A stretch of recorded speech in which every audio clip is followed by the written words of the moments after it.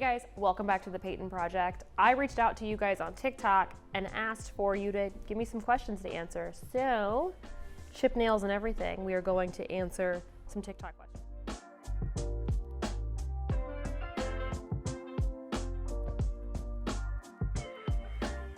The first question is, where do you see the future of vintage fashion? And I could do like 5 episodes on this because I'm so passionate about this. I talk all the time about how I don't think there's going to be vintage fashion from the 2010s. And a lot of people go, why is that big of a deal? But clothing is so important to how we view history and how we can kind of see what the past was like. The reason why I don't think there's going to be any like vintage clothing from 2010 on is because the fabrics and the textiles are just not made to last. They're made cheaply, they're made to be disposable. I just don't see our grandkids being able to go, this was my grandmother's from 2011, it's vintage, because everything falls apart. So great question, that's definitely what I feel. Ooh, why do I feel like as a 30-year-old single woman that I can find nothing out at the mall? Okay, I'm really excited about this one. So we're gonna get nerdy. The fashion industry is a pyramid. Top of the pyramid is, we've talked about this before, it's that super high-end, Hermes, Dior, all that fun stuff. The mid-level is kind of like those secondary brands that you get at the mall where they're higher end. And then the last bottom of the pyramid where most of the stuff's manufactured, Zara, H&M, Forever 21, stuff at Macy's, stuff at Target, that kind of stuff, all on this bottom tier. And these 2 tiers are run by men. Men that are kind of old-fashioned in thinking, but still think that women fall into one of 3 categories: going to the club, corporate Barbie, or soccer mom. So if you don't fall into any of those categories, it can be really difficult to find things out that you actually like, especially at your price point. So what I recommend doing is trying to find smaller independent brands online that cater to your personal style. Ooh, this is a really good question. Is something better quality just because it is more expensive? No, definitely not.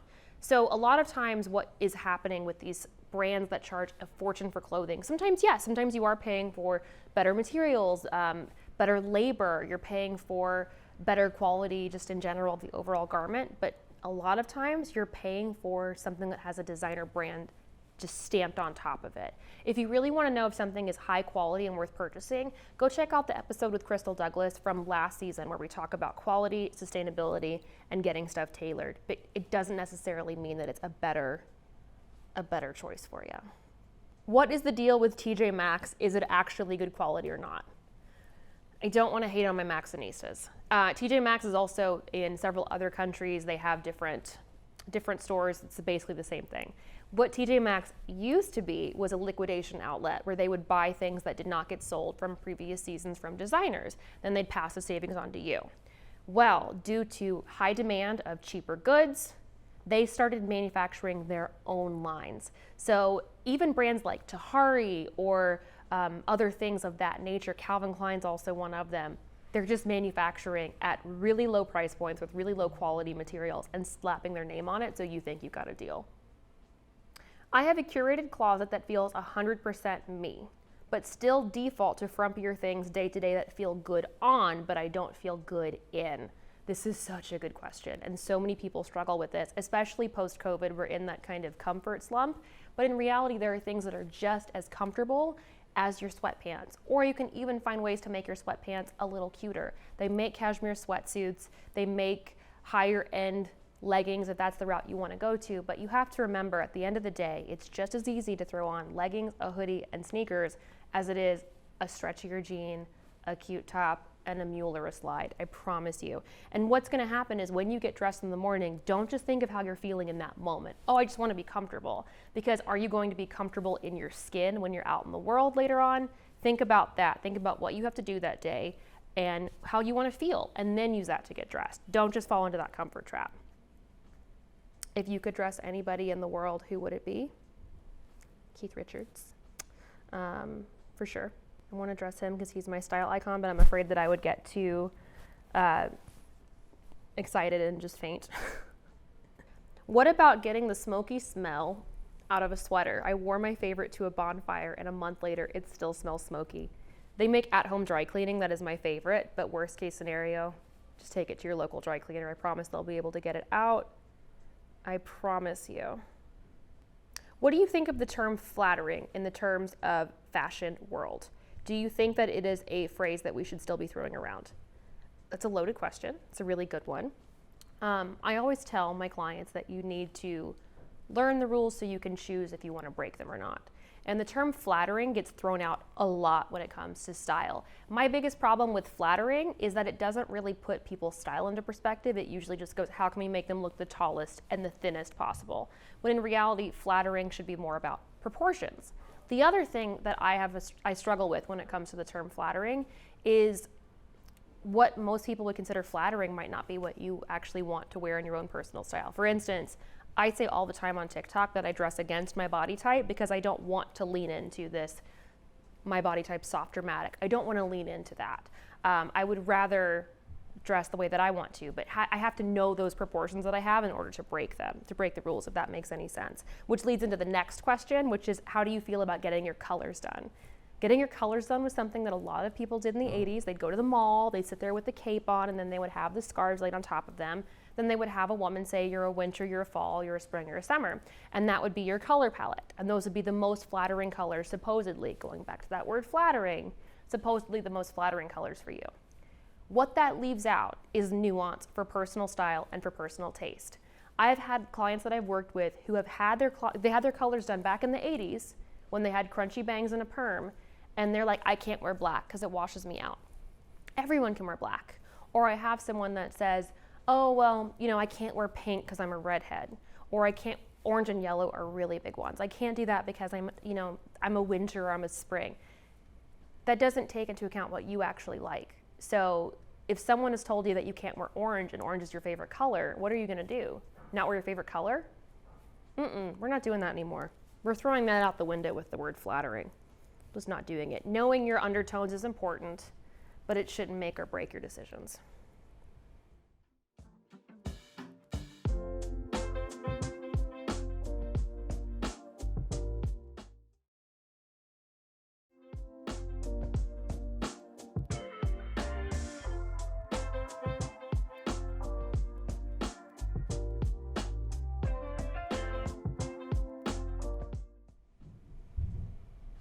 How many things should someone have in their closet? Oh, this is so good. So I don't believe in age appropriate or, anything of that nature where there's rules, but I do believe in situationally appropriate clothing. So that answer doesn't really have a solid answer. The average European woman has 15 things in her closet. The average American woman has 75. So there's a discrepancy. I have about 30, and I feel like that's good for me. I have an outfit for every occasion. I have things that I can mix and match that I really like, but it's not overboard. What are some accessories that you wish would come back more? Scarves. I think that a lot of us just are used to wearing scarves as like a warmth thing, not a statement thing, and I love throwing these on instead of jeans. I'm with the band Plug, but not a plug. Not sponsored. Do you think investing in designer sunglasses is worth it? No. We did an episode on this. I did a video on TikTok about it. Most designer sunglass companies are owned by this conglomerate called Luxottica. They did a 2020 special on it on YouTube. But basically your Chanel sunglasses are manufactured next to your Target ones with different labels slapped on it. It's not worth it. Unless you find them vintage. I'm afraid of patterns. Can you walk me through why? I have a really good theory about this. There are certain patterns that I will talk to people and they will have a complete aversion to. The big ones that I've noticed are leopard print, polka dot, and paisley. And people either love them or they hate them.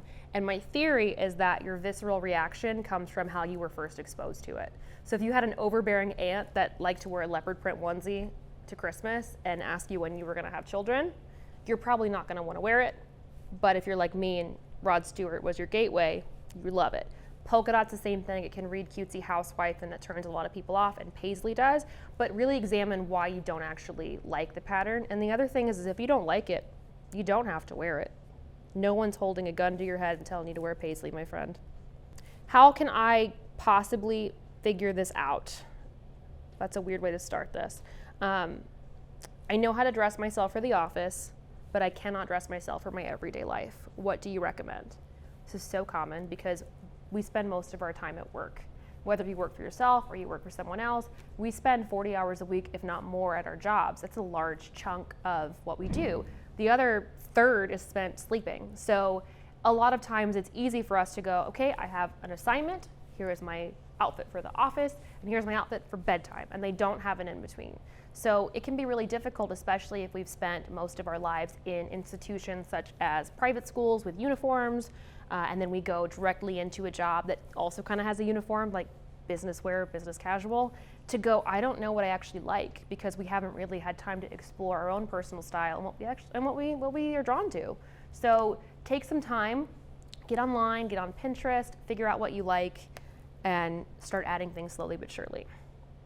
I have Pinterest boards full of stuff that I like to wear. How do I even get started with making my closet look like my Pinterest board? This is such a good question, because so many people have a Pinterest board and it's full of ball gowns, or it's full of designer things, or it's full of these celebrities that look nothing like them. And they go, well, I can't look like that, so I'm just not gonna try. In reality, what I recommend doing is creating a Pinterest board of outfits that you actually need to wear. So streetwear, or casual outfits, or if you have an event to go to, look for similar events. Like, you're not gonna be going to a red carpet, but you might be going to an opening. You might be going to your friend's art gallery. Look up situationally appropriate clothes. Make a Pinterest board of like 50 pins, and then start dissecting it. What do all of these have in common? Is there a piece that keeps repeating itself over and over again? Maybe you really just need a white t-shirt to tie in all your other outfits. Maybe you need a leather jacket. Maybe you need a really good pair of black heels. And then go, what do I have in my closet already that looks similar? And use it kind of like a grocery list. Like, okay, well, I have onions, I have tomatoes, I need pasta in order to make sauce. Okay, I have a leather jacket and I have a pair of jeans that I really like, but I don't have that cool boxy white t-shirt to go with whatever else I'm wearing. Treat it very much like a recipe, and that way it won't be so overwhelming and you can take it one bite at a time.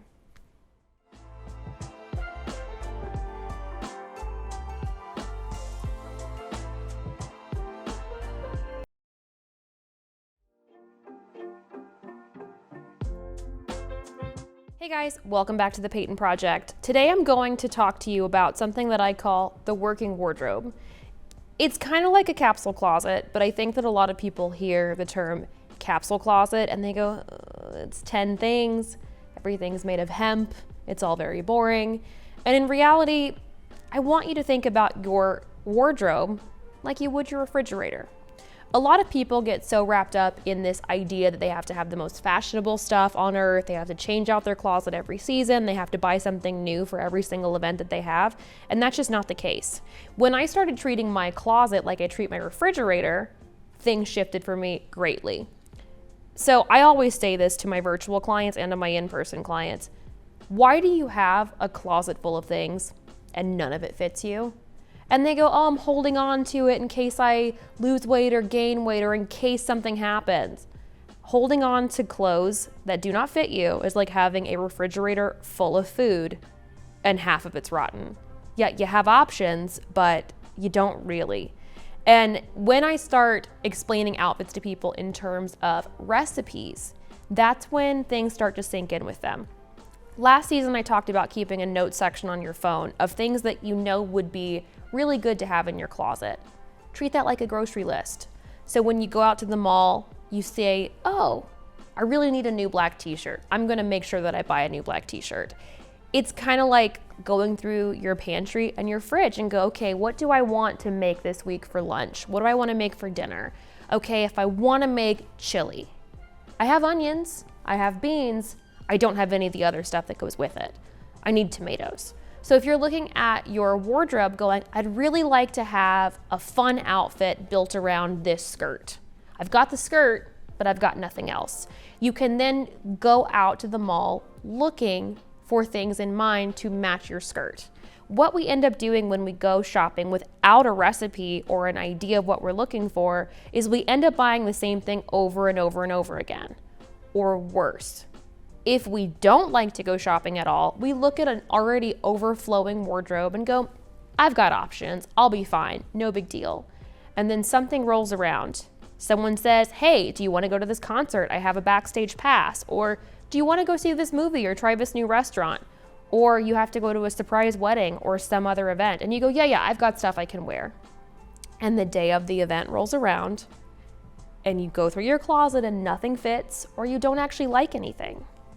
Then you end up going to the mall last minute, rushing and buying whatever fits and just kind of settling for it.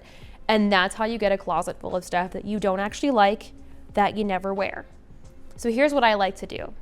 Go through every single thing in your closet and throw it on your bed. If you throw it on your bed, you're going to have to get it done before you go to bed that night. Or maybe you want to sleep next to a closet, or a closet full of clothes on your bed, no judgment. Go through every single thing. Ask yourself the following questions. Does this garment actually fit me? If the answer is no, it's rotten food. Throw it out, donate it, get rid of it, give it to somebody else that will appreciate it. 2, does this piece of clothing actually serve a purpose?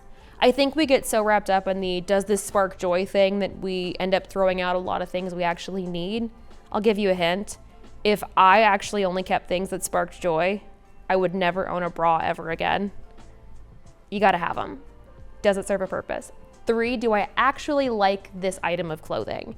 If the answer is then the answer is no. If it's not a heck yes, it's a heck no. If you don't actually like this, why are you holding on to it? Because someone gave it to you? It's taking up valuable real estate in your closet. Get rid of it. And the last category is close but no cigar. So maybe there is a dress that you bought as an emergency before a wedding and you hate the way that it fits you, but you love the color.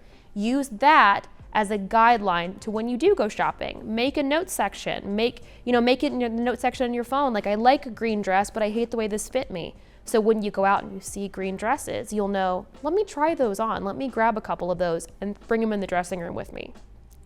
And then when you have everything that kind of fit all of those requirements, hang it up in your closet and take inventory. Okay, well, I need to have a white button up to get me by this outfit. Those are the onions in this recipe. Or I need to make sure that I have a black t-shirt that's gonna go with all my fun pants and jackets, because I'm not able to actually use those in a recipe because I don't have what is going to tie it all together. If you stop getting in your head as clothes or something that go on my body and they have to be perfect all the time, it's just, you gotta eat, you gotta get dressed, treat them the same. That's why I like to create outfit recipes instead of thinking, oh no, I'm gonna have to buy something new every time that I have an event. We're not doing that. We have to get dressed every single day. We gotta eat every day. Let's maximize it. Let's make it the easiest, most effortless thing that we do that day, and let's make sure that our fridge and our closet is well stocked.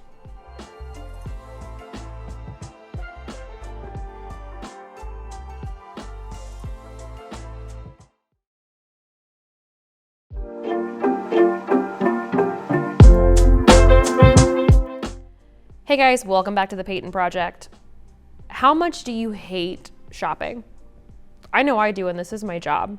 And one of the big things that I struggle with, and I know that a lot of my clients struggle with, is standardized sizing. Have you ever gone into a store and you'll get the same garment? So maybe it's a pair of jeans, and you'll get one style and you're a one size in that style, and then you try on the same size in a slightly different pair of pants and they don't fit at all.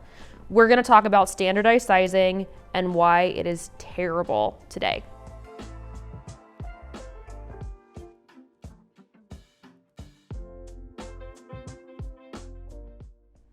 So standardized sizing, at least in America, really started in the Civil War era. And what happened was they basically took a bunch of measurements from all the soldiers and kind of figured out the average of everybody. And they looked at height, they looked at shoulders, they looked at waist and hips, and they took it and ran with it. And then they essentially said, it kind of worked for men, let's do it for women. You can see why this is already a problem. In 1939, the government funded this basically, I want to say, quest to try and figure out standardized sizing for women. And they asked all these women to come in so they could measure them and do the same thing. The problem, they paid the women to do it, so you ended up having women who were usually financially not as well off as other women would be. And because of that, they were malnourished. A large portion of these women actually had problems that went along with being malnourished. And they based these measurements on these women who were already underweight. So they took these women from this 1939 study and went, yeah, that's right. And that's what they've based most female sizing on since then. In 1958, we kind of got the more modern version of what standardized sizing is, but they experimented with these letters, F, S for full and slender. And by the time the 70s rolled around, they'd made some slight tweaks to what we now look at as the standardized system with 0 all the way up to 22. Then time goes on, the 90s happen, we end up with double zeros, we end up with XXS. The problem is that we're still basing these standard measurements on this old study. And the other problem is that what one designer might call a 2, another designer might call a 4.